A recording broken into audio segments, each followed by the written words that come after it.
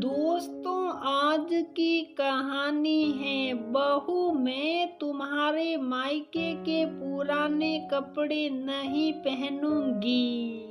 दोस्तों, कहानी शुरू करने से पहले अगर आपने हमारे चैनल को सब्सक्राइब नहीं किया है तो सब्सक्राइब कर लीजिए ताकि आपके पास पहुंचे हर नया वीडियो।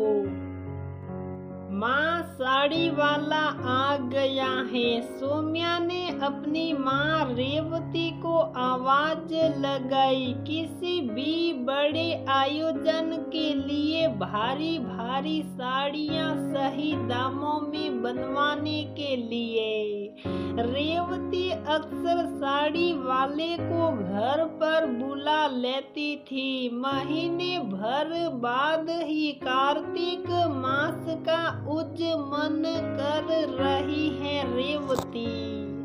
उसी की तैयारियों के चलते उसने साड़ी वाले को बुलाया है। बड़ी दरी पट्टी लगाकर अपनी पार की नजरों से एक एक साड़ी को बहुत ही करीने से जांच परखने रेवती हॉल में बैठ गई।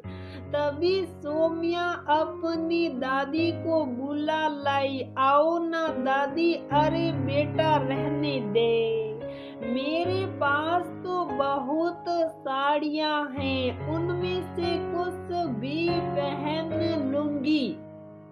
अच्छा दादी, ऐसे थोड़ी ना होता है। माँ देखो ना, दादी आ ही नहीं रही हैं, उन्हें भी दिलवाओ ना उनके पसंद की साड़ी। सौम्या दादी को जबरदस्ती खींच कर बाहर हॉल में ले आई। सास को वहां आता देख रेवती ने मुंह बिस्का दिया। रेवती शहर में अपने पति रवि और दो बेटियां सौम्या और सुरभि के साथ रहती हैं। पहले रवि की माँ गायत्री जी गांव में अपने पति रामेश्वर जी के साथ ही रहती थी, लेकिन उनके परलोक गमन के बाद रवि के साथ ही शहर में रहने आ गई। रवि कुछ दिनों के लिए काम के सिलसिले में अभी बाहर गया हुआ था। इतने सालों तक सास से अलग रह कर रेवती ने अपनी जिंदगी अपने अनुसार जीनी सीख ली थी। अब सास का यहाँ आकर रहना उसे कहीं न कहीं खलता था। माँ देखो, ये पीली साड़ी अच्छी लगेगी ना दादी पर? सौम्या साड़ी उठाते हुए बोली। सौम्या दादी ज्यादा कहीं आती जाती तो है नहीं इस उम्र में। मेरी कई पुरानी साड़ियाँ रखी हैं जो नई सी ही है, मुश्किल से एक दो बार ही पहनी है, उन्हीं में से कुछ पहन लेगी। आखिर बहू की साड़ी सास के काम में आए तो क्या दिक्कत? उन्हें नई साड़ी की क्या जरूरत है? एक दो बार पहनेगी और फिर रखी ही रहेगी। फालतू अभी 4-5 हजार रुपये पूरे हो जाएंगे। रेवती के मन में जो आया कहती चले गई। सौम्या अपने माँ के ऐसे व्यवहार से दुखी हो गई। वह हतप्रभ सी हो अपनी माँ को निहारने लगी। माँ अपनी माँ को ऐसे व्यवहार करने से रोकने के लिए सौम्या कुछ बोलती इतने में दादी ने सोम्या का हाथ पकड़कर उसे रोक लिया और इशारे से उसे कुछ ना कहने को कहा। दादी का इशारा पाते ही सोम्या अपने मन की बात को कंठ में ही रोक लिया। फिर साड़ी वाले के सामने घर की ही दो बातें खोलना अच्छा नहीं था। दादी माँ आंखों में अपने अश्रुओं को थाम कर वहां से उठकर अपने कमरे में चली गई। उन्हें याद आने लगे वो पल जब उनके पति रामेश्वर जी ने अपनी पहली कमाई से मात्र 300 की साड़ी लाकर उन्हें उपहार में दी थी। आज तक भी अपने सीने से लगा कर रखा है उस साड़ी को। पैसा शायद कम था लेकिन इज्जत बहुत थी घर में। अनाप शनाप खर्च करने को ना था लेकिन जो भी था उससे सुकून बहुत था। बहुत समझदारी और सूझबूझ से गायत्री जी ने अपना घर चलाया था। अपने बड़े से परिवार का पालन पोषण किया था। अपने बेटे रवि की पढ़ाई लिखाई भी उन्होंने अपने सभी खर्चों पर लगाम लगाकर पूरी करवाई। गायत्री जी अक्सर रामेश्वर जी से कहती, देखना आप जब अपना रवि अपने जीवन में कुछ बन जाएगा फिर वह भी बराबर का फर्ज निभाएगा। वह भी मेरे लिए कितनी सुंदर सुंदर साड़ियाँ लाकर देगा। हाँ हाँ भाई तुम्हारा बेटा जो है, लेकिन मेरे जितना प्यार ला पाएगा क्या वह? रामेश्वर जी चेहरे पर मुस्कान लाते हुए गायत्री जी से पूछते, हाँ हाँ आपसे ज्यादा प्यार करेगा। माँ बेटे का रिश्ता ही ऐसा होता है। और गायत्री जी अपनी दर्प में भर कर रामेश्वर जी के गले लग जाती थी। वक्त के पलड़े बदलते देर नहीं लगती। आज रवि कमा तो बहुत रहा है लेकिन उसने माँ की जरूरतों का ध्यान रखने के लिए अपनी पत्नी रेवती की नियुक्ति कर दी। भाभी जी आपकी साड़ियों का भुगतान कुल 20,000 का हो गया है। साड़ी वाले की आवाज सुन गायत्री जी अपने भूतकाल के सल चित्र में से बाहर निकल कर आ गई। भैया मैं मेरी कुछ भारी काम की पुरानी साड़ियाँ कल बेटी सोम्या के हाथ आपकी दुकान पर भेज दूंगी। आप तो वैसे ही साड़ियों को पुनः काम में लेकर नए सिरे से तैयार कर देते हैं। ऐसे में आप उन पुरानी साड़ियों के पैसे घटा दीजिएगा और फिर जो भुगतान बनता है उसके बारे में बता दीजिएगा। जी ठीक है कहकर साड़ी वाला चले गया। रेवती ने उस दिन अपने साड़ियों की अलमारी में से करीब 100 साड़ियाँ निकाल कर सोम्या को दे दी। सोम्या ये साड़ियाँ कल साड़ी वाले को दे आना। इनके पैसे घटाकर वह जो भी भुगतान के रुपये बनाता है उसका बिल ले आना। अगले दिन सभी एक साथ खाना खा रहे थे कि तभी रेवती के फोन की घंटी बजी। भाभी जी, आपकी पुरानी साड़ियाँ तो आई नहीं हैं, तो क्या आप नई साड़ियों का ही भुगतान कर रही हैं? अच्छा, साड़ियाँ नहीं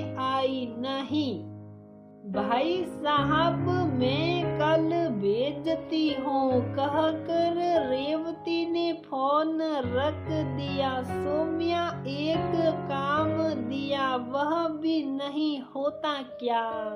कहाँ थाना, साड़ियाँ ले जाना, पता नहीं ध्यान कहाँ रहता है। माँ, ध्यान तो था, लेकिन साड़ियाँ ले जाकर क्या करती? वह साड़ियाँ तो बहुत काम की हैं। क्यों, तुझे क्या काम है उन साड़ियों से? माँ, मुझे काम नहीं है, वह साड़ियाँ तो आपके काम में आएगी। भला पुरानी साड़ियों का मैं क्या करूँगी? मुझे तो हमेशा नई फैशन की साड़ियाँ पहनना ही पसंद है। क्यों माँ, कल आपने ही तो कहा कि दादी की उम्र में लाकर साड़ियों की जरूरत कहाँ रह जाती है। जब आप दादी की उम्र की हो जाओगी तब आपका भी आना जाना कम हो जाएगा। तब आप अपनी पुरानी साड़ियों को पहन लेना। आपकी तो कोई बहू भी नहीं होगी जिसके आने पर आप उसकी पुरानी साड़ियाँ पहन लोगी। ऐसे में माँ, आप अपनी पुरानी साड़ियाँ ही संभाल कर रख लो।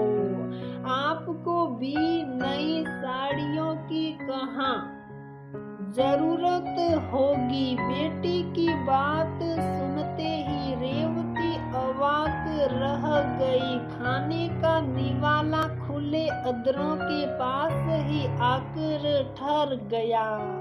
भविष्य का आईना आज उसके सामने उसकी बेटी ने खड़ा कर दिया और उस आईने में वह अपने आप को बहुत अकेली और बेसहारा पा रही थी। अपनी सास से ऐसा व्यवहार करके रेवती अपनी परवरिश को ही गलत साबित कर रही थी।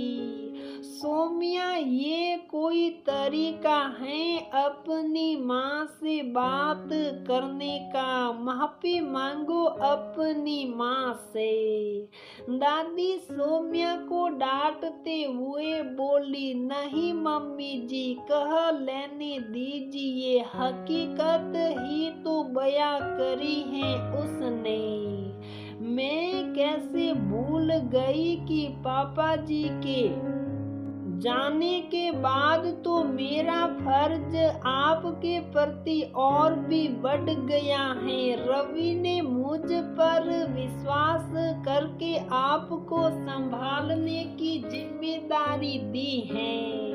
ऐसे में मेरा ऐसा व्यवहार ने आपको बहुत दुख पहुंचाया होगा।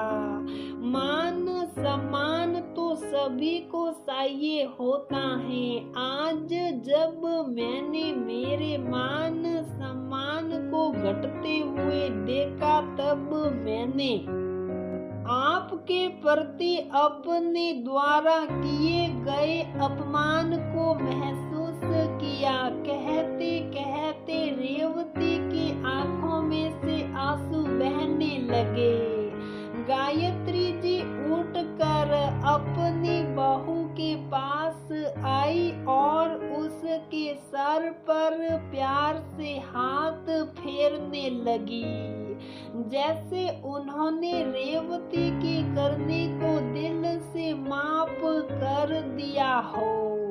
गायत्री जी द्वारा माफ करने पर रेवती को सांस में सांस आई और उसने उसी समय साड़ी वाले को फोन मिलाकर कहा, भैया वो जो कल सोम्या ने पीली साड़ी पसंद करी थी वह भी भेज देना। और हाँ, मैं अपनी और भी पुरानी साड़ियाँ भेज रही हूँ। अब उनके हिसाब से ही नई साड़ियों का भुगतान बता देना। कहकर रेवती ने फोन रख दिया। उसकी नजर सोम्या से मिली तो सोम्या की खिलखिलाहट से उसका मन हल्का हो गया।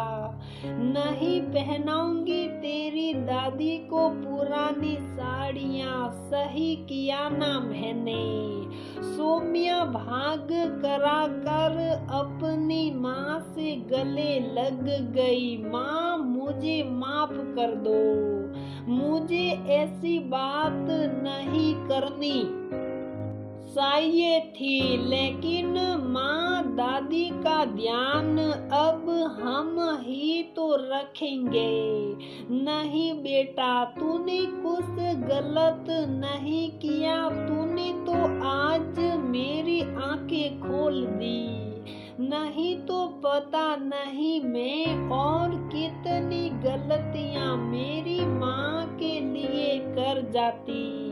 आखिर तेरे पापा को क्या मुंह दिखाती फिर मैं। माँ बेटी का प्यार देखकर दादी के कोर भी खुशी से भीग चुके थे। तो दोस्तों, हमारी ये कहानी यहीं पर समाप्त होती है। अगर आपको हमारी ये कहानी पसंद आती है तो प्लीज वीडियो को लाइक करें, शेयर करें और हमारे चैनल को सब्सक्राइब जरूर करें।